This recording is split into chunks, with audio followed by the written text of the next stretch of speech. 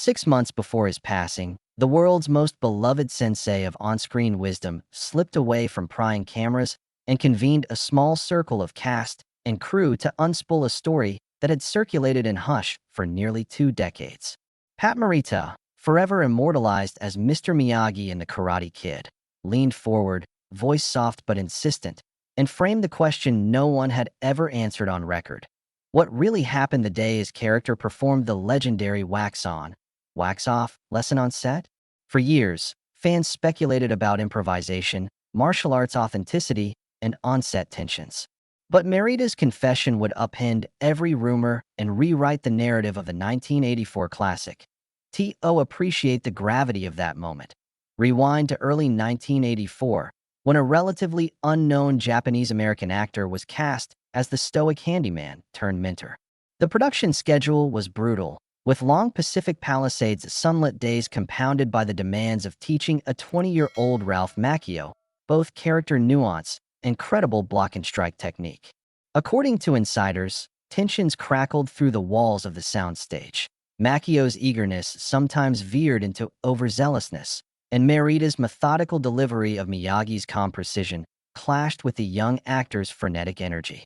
Rumors hinted at midday arguments over choreography, with Morita purportedly slapping Macchio's hand too hard during a drilling sequence. Yet no one on record had ever confirmed such skirmishes, until that twilight meeting on the lot. On that day, Morita addressed a gaggle of assistants and coffee runners, admitting that the wax-on, wax-off scene nearly derailed production. He revealed that the scripted routine, designed to conceal Macchio's martial arts training while teaching fundamental blocks, was originally pitched as a simple polishing gag. But Morita insisted on elevating it into a true dojang drill. I said, "Ralph, you must feel the flow, the circle of energy," he remembered. They thought it was cute until I showed them how the hand circles mimic defensive blocks. Studio executives balked at adding genuine technique to a polishing joke, fearing it might slow the pace. Yet Morita quietly staged an impromptu demonstration the night before shooting. He guided Macchio through 200 repetitions under stage lights, each stroke choreographed to reinforce muscle memory. That midnight session, Morita confessed, was a turning point, one that transformed a laundry polish gag into a defining cinematic metaphor. But the revelation didn't end there. Morita admitted that, out of frustration with the rushed schedule, he once smashed a real car hood with a Makita grinder to prove Miyagi's unorthodox resourcefulness. Crew members had whispered about an unscripted explosion of sparks and metal, but union rules forbade recording such a stunt. In a hushed tone, he described the precise moment the camera wasn't rolling. "I wanted Coach to see that real sparks fly when you push creativity beyond the page." The footage was never used, and the director reportedly feared insurance complications. Yet word of the stunt spread among grips and gaffers, another layer to the mythology of Miyagi's craft. Morita also cleared the air on the infamous Bose staff duel with Daniel San. Contrary to popular belief, the fight wasn't entirely rehearsed. Morita said he intentionally left one attack unrehearsed, trusting Macchio's instincts to parry a sudden thrust. When he blocked correctly, it unlocked something in him, Morita explained. That spontaneous moment made it into the final cut, creating a genuine spark of discovery that elevated both performances. Fans who watched the fight scene never guessed it was part choreography, part unplanned test of resolve. Perhaps most startling was Morita's admission about the emotional gravitas behind Miyagi's backstory. He confessed that he had begged the writers to expand the subplot about wartime internment and Miyagi's hidden grief. Initially dismissed as extraneous, Morita's impassioned reading of those scenes convinced producers to include the fleeting flashback sequence, the one that shows Miyagi's face etched by memory as he recalls a lost family. That sequence, filmed with no budget for elaborate sets, took a single dawn shoot against gray foliage, yet became the emotional core audience's sight decades later. Morita insisted that without that scene, Miyagi risked feeling like a martial arts machine rather than a wounded healer. By the time Morita finished the tale, the small group of onlookers understood they'd witnessed history. His confession wove together improvisation, silent mentorship, and creative risk, elements that transformed a modest 1980s film into a cultural touchstone. Then, as quietly as he'd arrived, Morita tucked his notes away. The assembled crew dispersed with a solemn promise to honor his truth, but the wider world would remain unaware until now. Tonight, for the first time, Pat Morita's final confession shines light on the real craft behind Miyagi's mythic lessons. 6 months later, during a wrap party held in a converted warehouse off Sunset Boulevard, Pat Morita surprised the assembled cast and crew with an unplanned encore. He invited them to share in the untold chapters of the Karate Kid's creation. He stood beneath a single bare bulb, clutching a well-worn clipboard filled with hand-typed pages, his private notes on every secret tweak, on-set conflict, and hidden triumph that had woven the film's symphony of grit and grace. As he cleared his throat, even the clinking of champagne glasses hushed. He began with a revelation so basic yet so transformative that it reframed the entire understanding of the Karate Kid's most enduring lessons. Morita disclosed that the iconic wax on, wax off dialogue had originally been written in Japanese, not English. He admitted that he translated and refined it himself late one night when the script handed to him felt too stiff, too literal. The original lines read, "Miguri su Miguri, Tegamai Nuzabai," an awkward phrase that literally meant circle with circle, hand protection. Morita's heart ached when he first read it. The words lacked the rhythm and warmth his character needed. So, when he returned to his trailer after an exhausting day of waxing, complete with sweat dripping down his glasses, he penned the now famous English commands, wax on, wax off, explaining that each direction should feel like a heartbeat, a cycle of defense. Producers loved the new wording, but the next day, in the controlled chaos of the set, a bureaucrat attempted to revert to the literal translation. Morita, with surprising assertiveness, confronted the studio representative and insisted no change could steal the phrase's soulful meaning. The compromise was immediate. Morita's phrasing stayed, and the rest of the film's martial arts metaphors were recast in English under his guidance. As the story spread through the crowd, he recounted another moment, previously buried in production reports, when he taught Ralph Macchio the principles of kata by drawing each block in the dirt of the studio backlit. The director had called for a close-up on Daniel San's face while Morita delivered his lines about balance and focus. Yet Morita found the concept too abstract for the young actor. Acting on intuition, he led Macchio to a muddy spot behind a parked food truck, knelt down, and traced block patterns with his finger. "Feel the arc of the circle," he instructed, guiding Macchio's hand. The next morning, in a single undistracted take, Macchio nailed the subtle wrist angles and the shifting weight distribution that had eluded him. Morita smiled and told the director, "That is Miyagi's classroom."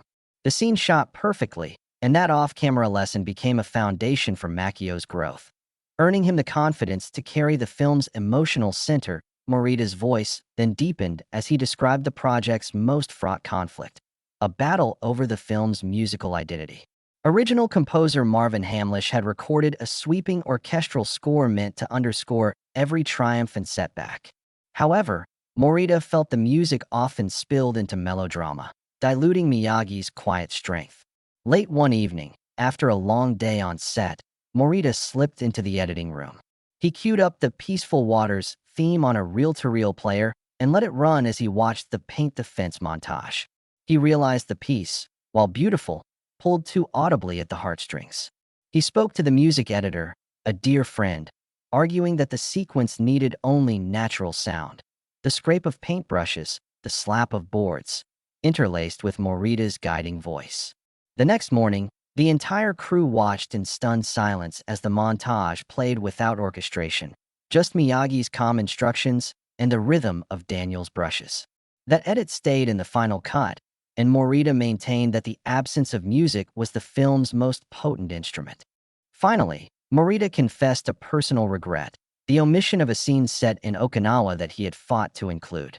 Early drafts featured Daniel San traveling to Miyagi's island home, learning traditional fishing techniques, and participating in a nighttime lantern ceremony. Morita argued the sequence would deepen the mentor-student bond and honor his character's heritage. But studio brass feared the extra location shoot would blow the budget and slow the release schedule.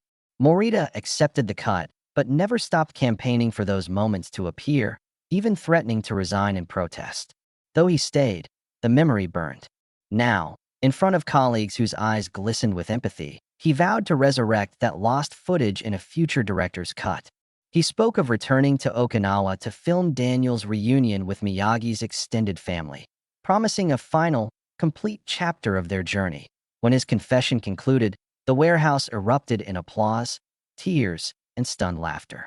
Morita stepped back into the shadows, his clipboard tucked under his arm, leaving behind a cast and crew forever changed by the breadth of his dedication. In that moment, the true meaning of the Karate Kid, respect, authenticity, and the courage to stand up for one's vision, came alive in his final confession. Pat Morita tucked his clipboard under his arm, then paused to share one final behind-the-scenes secret that even the most devoted fans had never heard. The day after the tournament's climactic crane kick moment, the crew discovered that the giant bonsai prop used during the final fight was unstable and nearly toppled onto Ralph Macchio mid-take. Morita recounted rushing over, placing himself between the young actor and the swaying branches, steadying the tree with a single calm breath. When the director called cut, Morita whispered to the prop master, "Every element of this film must honor the spirit of Miyagi, balanced, unshakable." They reinforced the base overnight and never told anyone outside production, preserving the scene's seamless tension on film. Morita then revisited the filming of Daniel's torn headband, a moment fans recall as raw emotion. In the original script, Daniel simply dropped the ragged bandana after his defeat, but Morita pressured the writers to let Daniel retrieve it in a silent gesture of respect and perseverance. He argued that Miyagi would never let his student abandon a symbol of their bond. Under the glow of practical floodlights, Macchio knelt in the dirt, dust clinging to his tears as he pressed the frayed cloth to his forehead. Morita stood just off camera, prompting Macchio with a gentle nod. That improvised beat, Morita said, conveyed more humility and honor than any dialogue could capture. The moment survived final edit, becoming an emotional linchpin that resonated across decades. Next, Morita disclosed an anecdote about a covert translation of Miyagi's monologues into Spanish for the dub release. He personally reviewed the translated script to ensure the cadences matched his original inflections, fighting to keep the noble simplicity intact. Morita confessed that he spent late nights on phone calls with the dubbing studio in Mexico City, coaching the voice actor to replicate his measured delivery. He even sent a small box of hand-rolled incense from his home altar, asking the actor to burn it while rehearsing. "It's more than words," he told them. "It's energy." When the dubbed sequences aired, Spanish-speaking audiences responded with an outpouring of letters, many saying they felt a more authentic connection to Miyagi than ever before. Morita credited that outreach as an unspoken triumph of cultural respect that in a hushed tone, Morita revealed that he had once saved a scene from being cut due to censorship concerns. Early drafts included a brief reference to wartime incarceration of Japanese Americans, a line Morita improvised himself, to underscore Miyagi's quietly enduring sorrow. Studio legal counsel fretted that audiences might react negatively to a flashback, fearing it would overshadow the film's lighter moments. When Morita learned of the proposed cut, he arranged an impromptu screening for studio executives, personally introducing the scene's significance as a tribute to his own family's experiences. His plea moved the head of production to tears, and the footage remained intact. Morita said he believed that single decision elevated The Karate Kid from mere underdog sports drama to a work of genuine historical empathy. He then described the grueling winter shoot for the tournament's opening sequence. Though the set was nestled near Los Angeles, a freak cold snap forced the cast to film in near-freezing temperatures. Macchio's costume offered little protection, so Morita escorted him to a makeshift warming area, an old trailer he had stocked with blankets and hot tea. Morita spent every break sitting alongside Macchio, swapping stories to keep morale high. "We laughed about our first jobs," Morita recalled. "He as a pool attendant, me as a little rascal's extra." Their impromptu banter, he said, infused the cast with a familial spirit that warmed the set despite icy wind. Watching the final sequence now, Morita felt pleased that audiences saw only the drama, unaware of the shivers behind the lens. Finally, Morita unveiled perhaps the most poignant confession, the origin of the unspoken vow between Miyagi and Daniel. He explained that during an unscheduled lunch break, he and Makio discovered an old scrap of parchment among the prop tables, the remnant of a discarded early set decoration. On it was scrawled a hastily drawn carver's mark and the date of Morita's first day as Miyagi. Makio picked it up, turned to Morita, and said, "This movie will change our lives." Morita saw in Makio's eyes the same hunger he once felt as an actor seeking respect. He invited Makio to sign the parchment in calligraphy ink, adding his own mark. They framed it and hung it in Morita's trailer, a silent testament to their partnership. "Every time I looked at it," Morita said, voice softening, "I remembered why honor and loyalty matter more than any script." The assembled crew sat in awe as Morita closed his final chapter of Confessions. A hush filled the warehouse before applause rose like a crescendo of gratitude. In that moment, Pat Morita embodied the very principles he had taught Daniel-san: respect, courage, and the wisdom to preserve the heart beneath the legend. His legacy, now enriched by these unseen moments, shines brighter than ever, reminding us that true mastery lies in the unseen care behind every gesture. That morning, as dawn filtered through the slats of the warehouse windows, Pat Morita reached back into his memory for one last tale, an echo of camaraderie that few inside the soundstage ever witnessed. He described the day the actors filmed the famed paint the fence sequence for the third time, not because of technical issues, but because Ralph Macchio and the young extras wanted to make it perfect. According to Morita, the crew had already wrapped for the day when Macchio, covered in stakes of color and sweat, approached the director with a tremor in his voice. "Sensei," he said, "I can do better. The rhythm isn't honest." Morita slipped into his Miyagi persona in that instant, tying Macchio's scrubbed jacket more snugly. He guided Macchio through 5 more takes, each punctuated by Miyagi's whispered mantra: "Focus that white belt match." The extras, moved by Macchio's dedication, rallied around him, mothers and children in costume trading places just to feel Miyagi's presence. That collective devotion rendered genuine emotion on film, but the bond it forged behind the camera made Pat realize the smallest lesson can echo far longer than any karate blocked. He then shifted to a lesser-known incident, one that almost derailed the actor's trust. During the nighttime shoot of the garden scene, where Miyagi punishes Daniel for disrespect, the crew had inadvertently left a generator running too close to the delicate bonsai set. The hum and heat began to wilt the ferns and send birds fluttering across the backdrop. Observing the plant's distress, Morita strode to the grips and insisted they relocate the generator 15 feet away. "If Miyagi teaches harmony with nature," he lectured gently, "we must live that lesson in every detail." The shift caused a minor delay, but Morita personally retrieved snipped fronds and rehydrated plants with a watering can he'd smuggled from craft services. When cameras rolled again, the setting felt alive. Every leaf seemed to breathe beneath the glow of the floodlights. The crew recognized that day that Morita's respect for environment was as integral to his art as any spoken line. Another moment he shared occurred during the final rehearsal before shooting the climactic crane kick. Critics have long praised the emotional duel between Miyagi and Daniel, but few know that the sparring had nearly been scrapped for fear it would look too violent for a family audience. Morita, however, believed that authentic conflict was essential. Late in the morning, he approached the stunt coordinator and proposed a gentle tap, a tap that would still carry the weight of conviction. He demonstrated on a padded mat, gently striking the coordinator's chest with unwavering resolve, then bowing in acknowledgement. The stunt team exchanged glances, then nodded.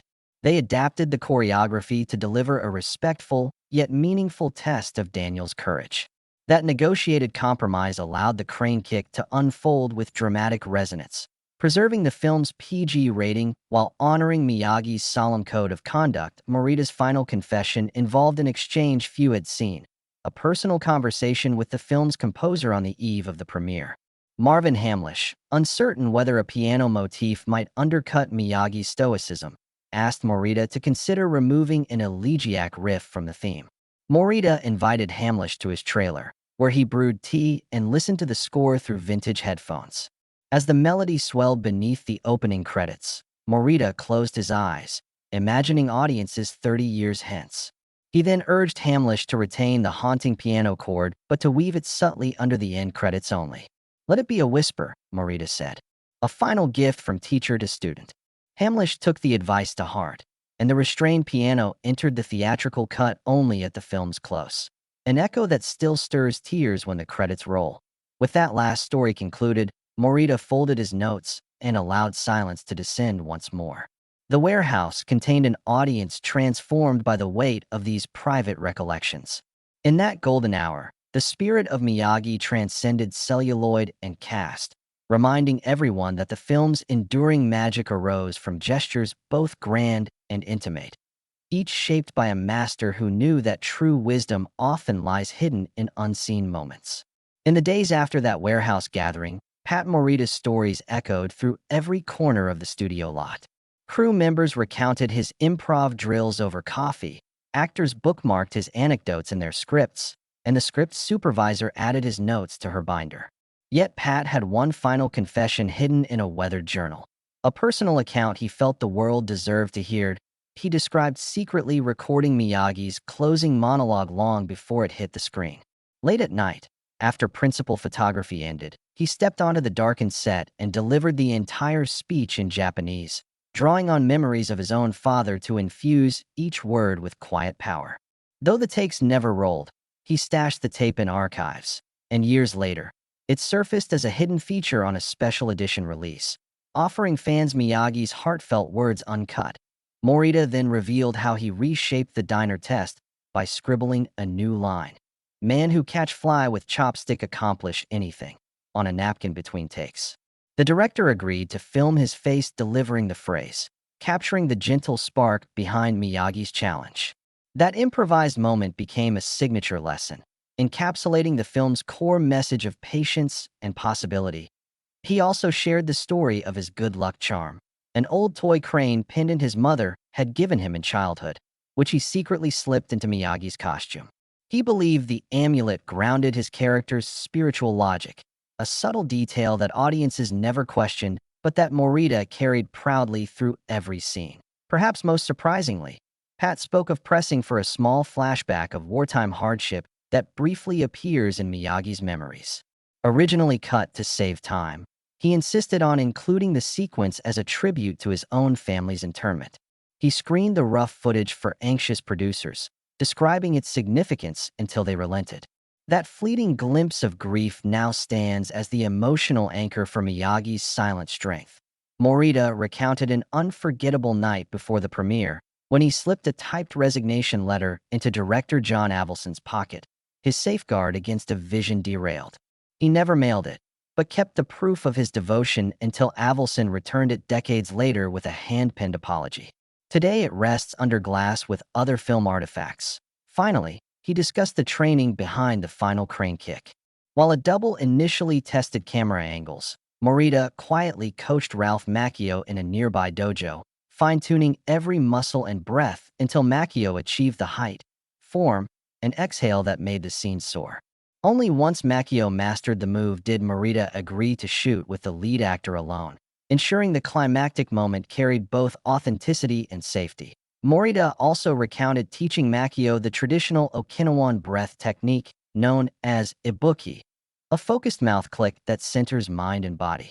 He took Macchio to the craft services area at dawn to practice the chant-like exhale until it felt natural, a ritual Morita insisted was essential to channeling Miyagi's calm determination on camera. He remembered a joyous break when cast and crew pooled tips to buy him a small bonsai sapling in gratitude after filming Wrapped. Morita nurtured that tree backstage, watering it with the same care he applied to his performances.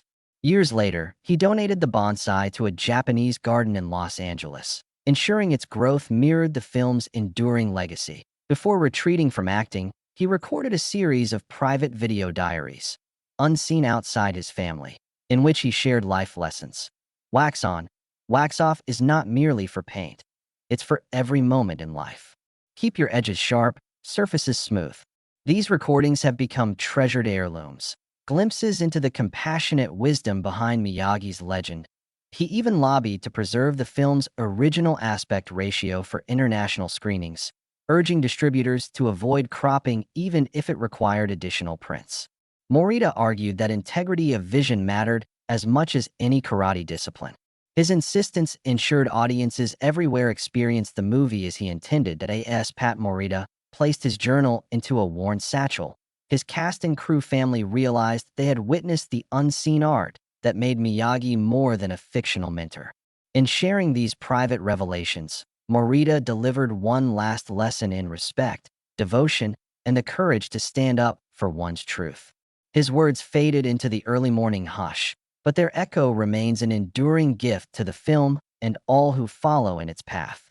As dawn's pale light seeped through the warehouse windows, the cast and crew gathered for one final moment of reflection. Pat Morita's private truths had revealed more than film trivia. They had laid bare the devotion, care, and creative courage that turned a modest underdog story into a timeless parable. As crew members filed out, they carried in their hearts more than anecdotes. They carried a renewed sense of purpose, convinced that every gesture, on screen or off, ripples far beyond its frame. In the weeks that followed, director John Avildsen invited Morita's family and key crew to screen a newly assembled legacy cut, integrating many of Morita's suggested scenes. The Okinawa flashback, the raw Japanese monologue, even brief glimpses of the improvised Carhood Sparks. Audiences at a special benefit screening in Hollywood responded with standing ovations and tears. Film critics hailed the version as Miyagi Unmasked, praising how the added context deepened viewers' empathy and renewed appreciation for the film's humility and heart. That Morita's own trailer became a makeshift shrine. The journals, taped recordings, and the parchment signed by Macchio were encased in glass. Crew members lined up to leave handwritten notes of gratitude. "You taught us all to honor the unseen," one read. Another confessed, "I never knew a single actor could embody respect so wholly." These tributes, collected like petals in a gallery, testified to Morita's lasting influence.